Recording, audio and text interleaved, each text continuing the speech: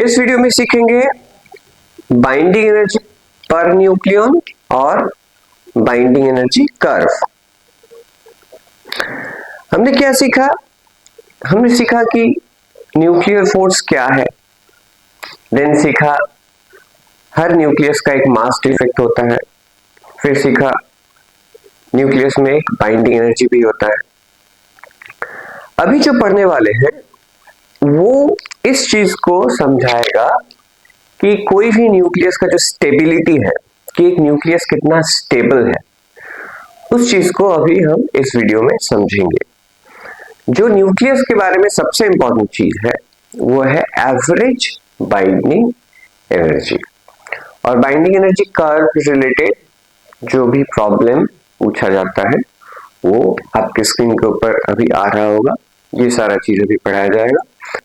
तो let's start the video. Okay, तो अब तक हमने सीखा कि न्यूक्लियस जो है वो बंधा हुआ है न्यूक्लियर फोर्स से, और न्यूक्लियस का क्या है, एक बाइंडिंग एनर्जी है। न्यूक्लियस अपना ही कुछ मास न्यूक्लियस क्या करता है, एक्सपेंड यानी खर्च करता है, और उससे वो एनर्जी बनाता है, बाइंडिंग एनर्जी, जो न्यूक्लियस को आपस में जोड़ के रखती है।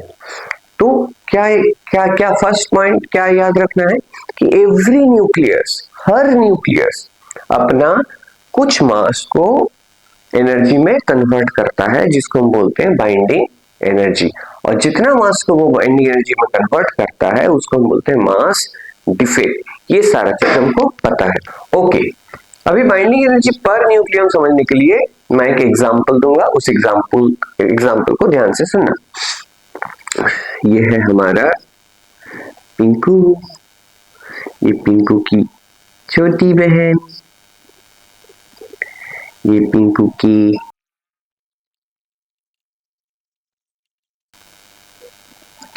ये है पिंकू का परिवार। पिंकू के परिवार में इस एग्जांपल को अगर हम समझे तो हमको एवरेज मास डिफेक्ट समझ में आ जाएगा। पिंकू के फैमिली में 4 जन है, देयर आर 4 मेंबर्स, और उनके पापा का मंथली इनकम है लेट्स से 48,000 रुपीज। और एक फैमिली, पिंकू का दोस्त है मान लो, उसका जो फैमिली है, उसके फैमिली मेंबर में लेट्स से 6 जन है, उसके फैमिली का मंथली इनकम है 60,000 रुपीज। अभी अगर ये सवाल पूछूं मैं, अच्छा ये बताओ कि दोनों फैमिली से इकोनॉमिकली स्टेबल कौन सा फैमिली है, कौन सा फैमिली इकोनॉमिकली मोर स्टेबल होगा? जरा सोच के 2 मिनट पॉज लेके सोचो, फिर मैं बताऊं। सोच लिया? ओके, तो देखो यहाँ पे देयर आर 4 मेंबर्स और 48,000, 6 मेंबर्स 60,000। हालांकि इस फैमिली का जो मंथली इनकम है वो इससे ज्यादा है, पर इकोनॉमिकली स्टेबल यानी फाइनेंशियल कितना स्ट्रांग है वो फैमिली पैसे के मामले में, तो ये फैमिली होगा। क्योंकि पर मेंबर यहाँ पे कितना होगा, पर मेंबर हमको ये जानना है कि पर मेंबर कितना इनकम है, तो 12,000 रुपीज, और यहाँ पे पर मेंबर कितना इनकम है, 10,000 रुपीज। तो हम बोलेंगे जो पिंकू का फैमिली है, the family is economically more stable, उसका फाइनेंशियल स्टेबिलिटी ज्यादा है। इसी कॉन्सेप्ट को हम न्यूक्लियस में अप्लाई करेंगे, जो समझ लिया।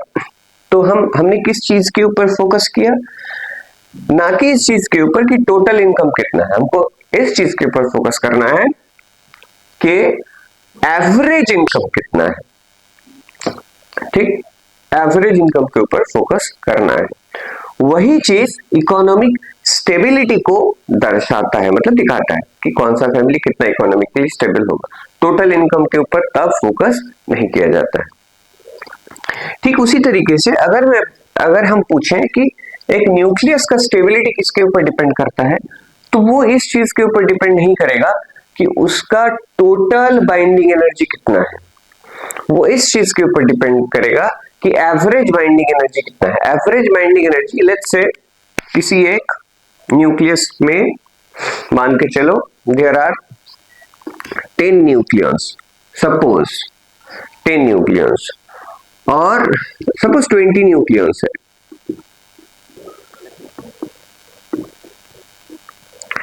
ठीक है, और उस न्यूक्लियस का टोटल बाइंडिंग एनर्जी है let's say 160 mega electron volt.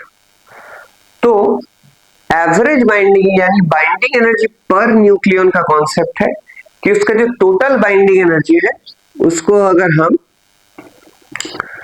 अगर हम डिवाइड कर दें नंबर ऑफ न्यूक्लियंस, जैसे कि 160 को अगर हम डिवाइड करें 20 से तो निकलेगा 8 मेगा इलेक्ट्रॉन वोल्ट। इसको हम बोलेंगे बाइंडिंग एनर्जी पर न्यूक्लियन। और हमको इसी चीज के ऊपर फोकस करना है, ये हर एक न्यूक्लियन के पीछे कितना बाइंडिंग एनर्जी इन्वेस्ट किया है। ऐसे सोचो, इस न्यूक्लियस ने अपना मास और मास को एनर्जी में कन्वर्ट करके इन्वेस्ट किया है किस चीज में, ऐसे हमको सोचना है ऐसे, ताकि कॉन्सेप्ट आए, दिमाग उस तरह से फंक्शन करे। इस न्यूक्लियस में 160 mega electron volt binding energy खर्च किया है, मास को एनर्जी में कन्वर्ट किया है। और कितना नंबर ऑफ न्यूक्लियंस है 20, तो हर न्यूक्लियन के पीछे कितना खर्च हुआ 8 मेगा इलेक्ट्रॉन वोल्ट। यही चीज उसके स्टेबिलिटी को डिटरमाइन करता है कि कितना हुआ है। अगर कोई न्यूक्लियस है मान लो 20 में 10 मान लो 10 और उसने खर्च किया है 85 मेगा इलेक्ट्रॉन वोल्ट एनर्जी, मास को एनर्जी में कन्वर्ट किया है और कितना बाइंडिंग एनर्जी प्रोड्यूस किया है 85, तो पर न्यूक्लियन कितना होगा binding energy 8.5 mega electron volt. तो हम इसका जो एवरेज बाइंडिंग एनर्जी है उससे ज्यादा है, तो हम बोलेंगे कि this nucleus is more stable. हालांकि इसका टोटल ज्यादा है, इसका टोटल कम है, पर ये न्यूक्लियस ज्यादा स्टेबल है। तो idea is to focus on average binding energy, हर एक न्यूक्लियन के पीछे कितना एनर्जी एक्सपेंड हुआ है। तो अभी हम डेफिनेशन लिखेंगे कि एवरेज बाइंडिंग एनर्जी है क्या चीज।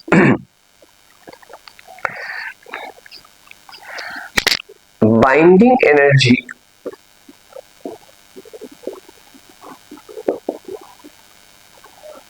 पर न्यूक्लियन बोला जाता है is equal to energy, binding energy कितना है उसको हम मास नंबर से डिवाइड करेंगे। ये क्या है डेल्टा ई है उसका बाइंडिंग एनर्जी, बाइंडिंग एनर्जी, और ए है मास नंबर। तो this is the definition of average binding energy और बाइंडिंग एनर्जी पर न्यूक्लियन। बस सिंपल सा चीज है कि टोटल बाइंडिंग एनर्जी को हम मास नंबर से डिवाइड करके एवरेज बाइंडिंग एनर्जी निकालेंगे। एक एग्जांपल ले लेते हैं, फिर हम बाइंडिंग एनर्जी कर्व पे चलेंगे जो कि सबसे ज्यादा इंपॉर्टेंट है इस टॉपिक के ऊपर, बाइंडिंग एनर्जी कर्व। अभी इस चीज को यहाँ पे रहने दे रख सकते हैं और राइट हैंड साइड पे हम अच्छा इसको मिटा देते हैं और क्वेश्चन लिख लेते हैं।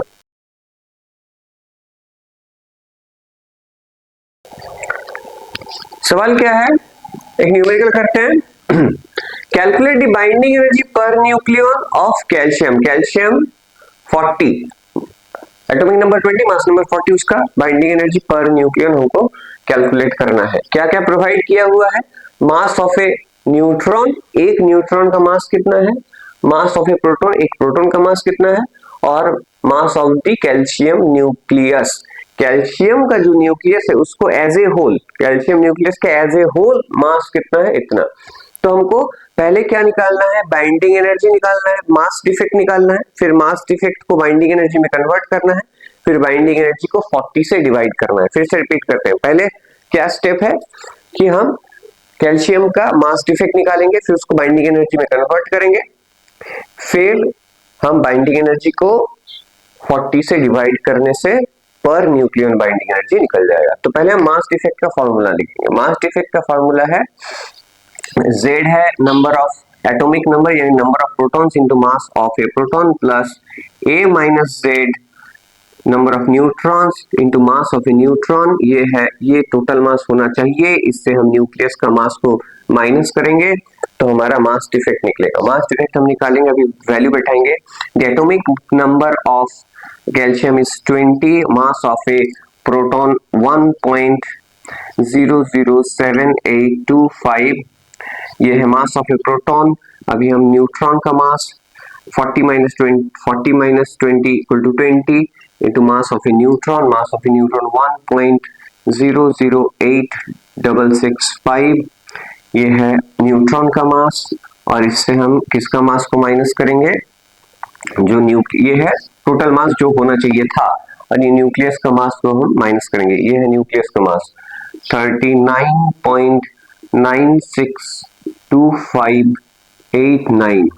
अभी इसको अगर हम कैलकुलेट करें तो निकल के आएगा, this is the mass defect. ये क्या है, कैल्शियम न्यूक्लियस का मास डिफेक्ट है। अभी हम मास डिफेक्ट को किस में कन्वर्ट करेंगे, बाइंडिंग एनर्जी में कन्वर्ट करेंगे।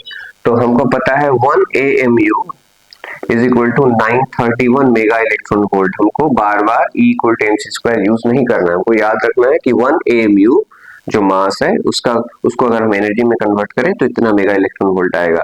तो अभी डायरेक्ट मल्टीप्लाई कर देंगे। देयरफॉर E बाइंडिंग एनर्जी कितना होगा, mass defect 0.367211 into 931।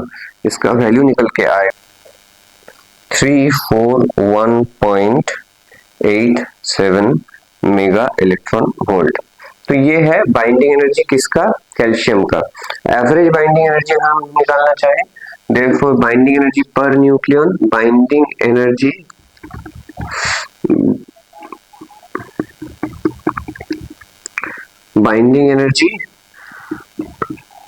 Per nucleon होगा, हमको डिवाइड करना है 341.87 को 40 से। देखो ये है कैल्शियम न्यूक्लियस का टोटल बाइंडिंग एनर्जी। इसको अगर हम 40 से डिवाइड करें तो एवरेज बाइंडिंग एनर्जी निकलेगा। इसका वैल्यू होगा 8.547 mega electron volt. This is the average binding energy of calcium nucleus. तो दिस इज इट, सिंपल है। पहले हमने मास डिफेक्ट निकाला, फिर उसको बाइंडिंग एनर्जी में कन्वर्ट किया, फिर टोटल मास नंबर से हमने उसको डिवाइड कर दिया। जैसा मैंने एग्जांपल जो दिया था कि total income divided by number of people in the family, ठीक उसी तरीके से। तो this is the average binding energy of calcium.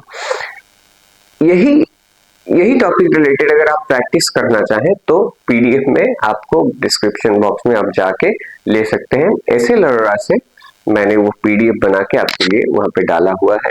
मुझे लगता है कि SL Arora is the best for beginners, जो स्टार्टिंग करना चाहते हैं, प्रैक्टिस करना चाहते हैं। बिगिनर्स यानी जो इजी लेवल में, स्टार्टिंग लेवल के लिए SL Arora is the best book.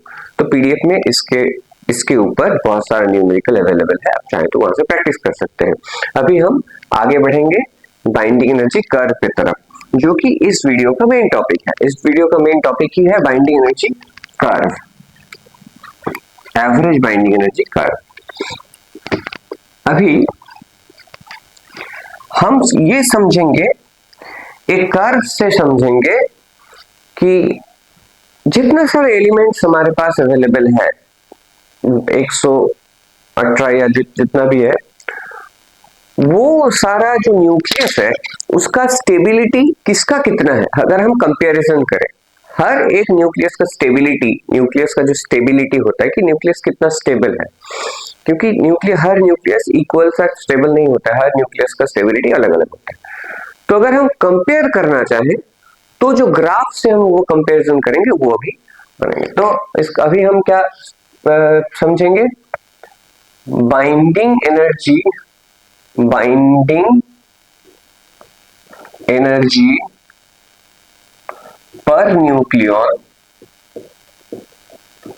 Versus mass number curve, mass number curve. तो हम अभी वो ड्रॉ करेंगे। ये कर्व कुछ इस तरह दिखेगा।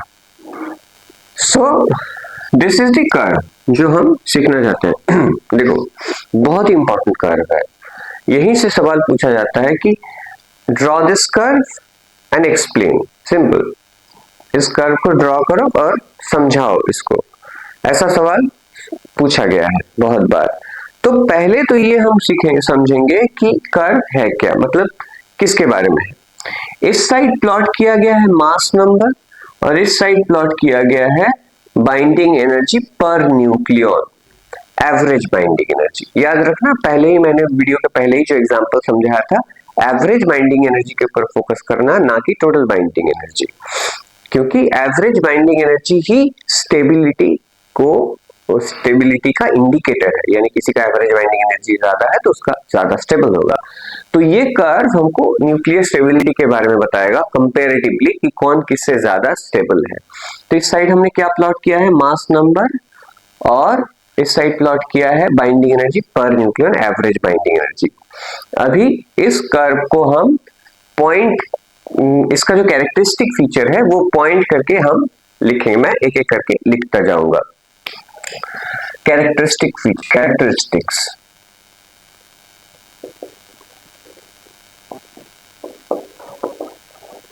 क्या इस कर्व का क्या कैरेक्टरिस्टिक फीचर, कैसे हम इसको समझे। Number 1, from well defined from 2 to 20, mass number 2 to 20, there are well defined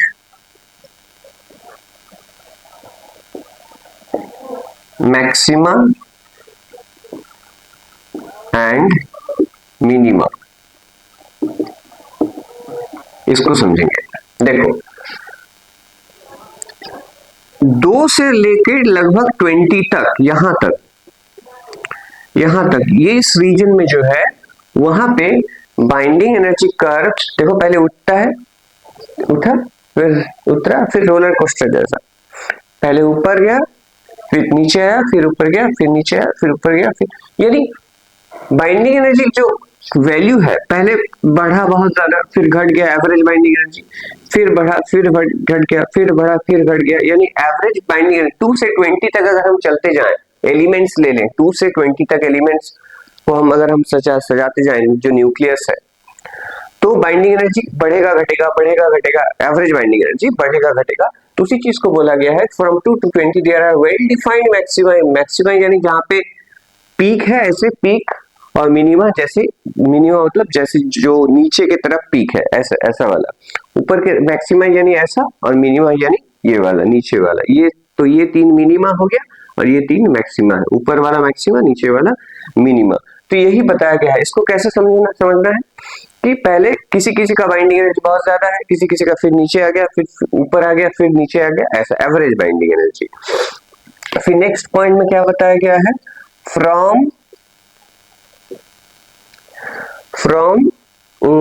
तो इसमें नेक्स्ट पॉइंट में हम लिखेंगे for lighter nucleus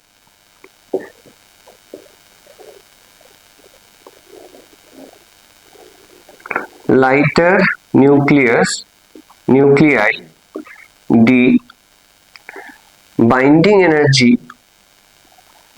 energy per nucleon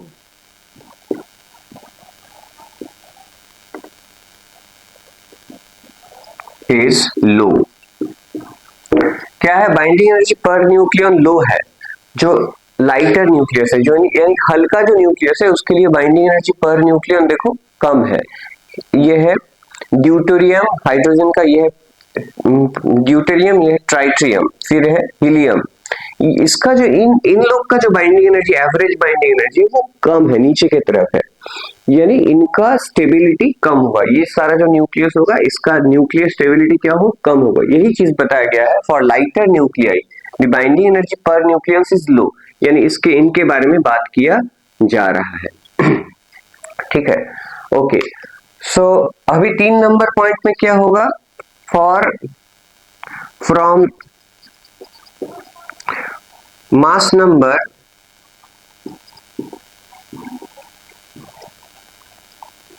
20 to 120, the binding energy per nucleon curve is smooth। देखो 20 के बाद क्या हो रहा है, बाइंडिंग एनर्जी कर्व ये ऑक्सीजन 18, बाइंडिंग एनर्जी कर्व उसके बाद 18, मास नंबर 18, उसके बाद लगभग स्मूथ है, स्मूथ कर्व मेंटेनिंग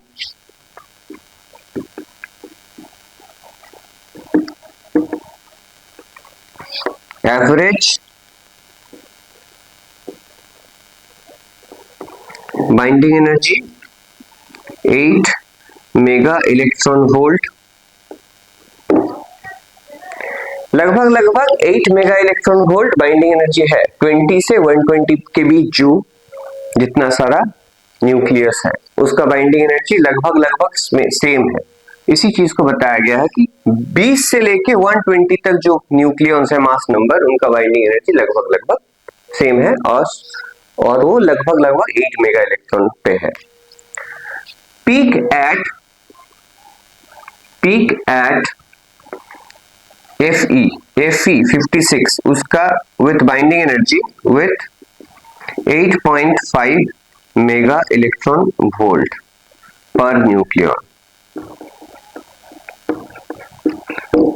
आयरन का binding energy, average binding energy सबसे ज्यादा है, ये सबसे पीक पे है 56 पे, इसका मास नंबर है 56। आयरन का न्यूक्लियस हम बोल सकते हैं कि इज द मोस्ट स्टेबल, सबसे स्टेबल न्यूक्लियस है आयरन का। यही चीज को यहाँ पे डिस्क्राइब किया गया है।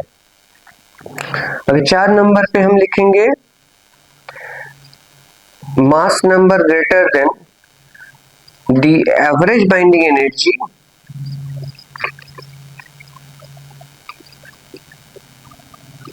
decreases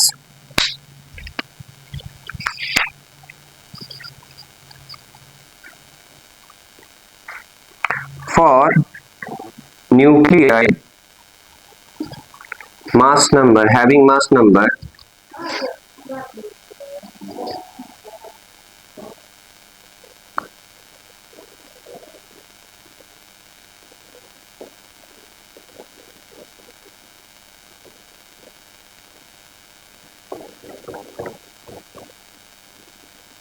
greater than 120 and finally reaches to 7.6 mega electron volt per nucleon for uranium.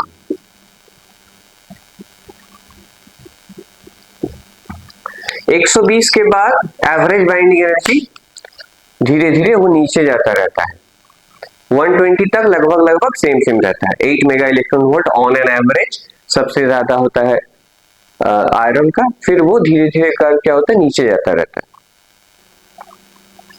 Average binding energy, और फाइनली वो यूरेनियम में जाके 7.6 मेगा इलेक्ट्रॉन वोल्ट पर न्यूक्लियॉन बन जाता है। सो these are the basic characteristic features of binding energy curve, average binding energy curve। यहां से यही सवाल पूछा जाता है कि draw the binding energy curve and explain. इसको बस ड्रॉ करना है और एक्सप्लेन करना है, इन्हीं पॉइंट्स को इन शॉर्ट आप लिख सकते हैं, ठीक है। तो दिस वॉज द टॉपिक। आपके स्क्रीन के ऊपर ये क्वेश्चन अभी आ रहा होगा।